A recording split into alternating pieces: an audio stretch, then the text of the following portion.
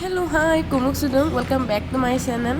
So, আজি এটা নতুন ৰেচিপি লৈ আহিছোঁ। যিহেতু মই যোৱাকালি ৰাতি পেহী ঘৰলৈ আহিলোঁ, পেহী ঘৰ কোৱাৰ্টাৰলৈ আহিলোঁ আৰু কোৱাৰ্টাৰ ভাবিলোঁ কি আজি মই ৰাতিপুৱা মৰ্ণিং খানাটো মই বনাওঁ, পেহীক ক'লোঁ। তাৰপিছত এই বনাই আছোঁ এতিয়া মই ধুনীয়াকৈ চাটনি, ইয়াত নৰসিংহ পাত, আদা, নহৰু, নেমু, এয়া বিলাহী, ধুনীয়াকৈ মই গোটেই বিলাহী আমাৰ পৰিবলগীয়া কোনো সুবিধা নাছিলে, সেইকাৰণে মই কেৰাহীত অলপ তেল দি গৰম কৰিছিলোঁ।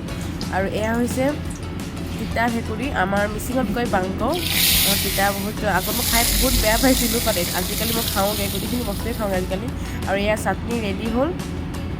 চাটনি বিলাহী থকাৰ কাৰণে অলপ পানীটো বেছি হ'ল, পানী বেছি ওলালে, বাকী অলমষ্ট ঠিকেই আছিলে। আৰু নিজৰ অনুসৰি আপুনি জ্বলা দিব পাৰিব, কাৰণ মই জ্বলা খাই বহুত পালোঁ। আৰু নেক্সট ৰেচিপি হৈছে এটা ভাবিলোঁ মাছৰ বইল ৰেচিপি শ্বেয়াৰ কৰোঁ। আৰু ইয়াতে মই দিছোঁ আলু, ধনিয়া, জালুক, নহৰু, আদা, নেমু, গোটেইখিনি এটা মিক্সাৰ দিছোঁ। আলু মই সেইকাৰণে দিছোঁ যাতে আমি বইলিং যেতিয়া কৰোঁ, বইলিং কৰোঁতে আমাৰ অলপ জোলটো পানী পানী হয় ন, সেইকাৰণে মই আলু দিছোঁ যাতে অলপ গ্ৰেভি টাইপৰ ডাঠ হওক। আৰু এয়া মিক্সাৰ কৰাৰ পাছত সেয়া এনেধৰণে ৰিজাল্টটো ওলাইছে।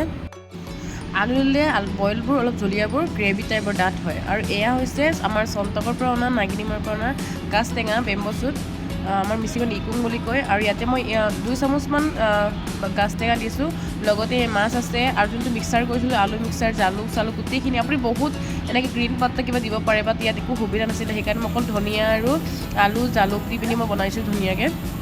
আৰু আপোনালোকে খাই চাব, এনেদৰে যদি ভাল পায় আপুনি প্লিজ শ্বেয়াৰ কৰিব আৰু ঘৰত বনাই খাব, বহুত ভাল লাগে। আৰু আলু দিলে সেয়াই হয়, অলপ গ্ৰেভি টাইপৰ হয়, দেখিছে নহয়, অলপ গ্ৰেভি টাইপৰ তেনেকুৱা অলপ ডাঠ হয়। যেতিয়া আপুনি অলপ পানী দি বনাব ন, পানী দিলে আকৌ জুলীয়া টাইপৰ হয়। আৰু ইয়াৰ মৰ্ণিং ইয়াত দাংবডি আৰু আলু ভাজি বনালোঁ, আৰু লগতে এয়া চাটনিটো আছিলে যে মই যে মৰ্ণিং বনাই আগতে দিছিলোঁ, সেয়া চাটনি। আৰু এইটো তিতা ভেকুৰী। আৰু এয়া মোৰ থালি ৰেডি কৰিছোঁ, এয়া বইল কৰা মাছ। হয়, মোৰ মাতষাৰ অলপ ইগন'ৰ কৰিব, কাৰণ চৰ্দি লাগি আছে, সেইকাৰণে মাতষাৰ ভালকৈ ওলাব পৰা নাই। আৰু এয়া বইল একদম ধুনীয়াকৈ ঘৰত বনোৱা বইল কৰা মাছ, খাই চাব কি ধুনীয়া টেষ্টি। আপুনি বহুত গ্ৰীণ পাত্তা বা কিবাকিবি মিক্সাৰ কৰি মিক্সিত পিচি লগাব পাৰে, একো প্ৰব্লেম নাই। আৰু ইয়াত জ্বলা মই বহুত দিছোঁ, কাৰণ আমি জ্বলা খাই বহুত ভাল পাওঁ, সেইকাৰণে বহুত জ্বলা হৈ গ'ল। চ' আপুনি যদি ৰেচিপিটো ভাল পায় প্লিজ শ্বেয়াৰ কৰিব, লাইক এণ্ড কমেণ্ট কৰিব, কেনেকুৱা পাই জনাব। আৰু আপোনাৰ ঘৰত প্লিজ বনাই খাব। আৰু থেংক ইউ ছ' মাছ মোৰ ভিডিঅ' চোৱাৰ বাবে। চ' টাটা, বাই বাই, নেক্সট ভিডিঅ'ত লগ পাম।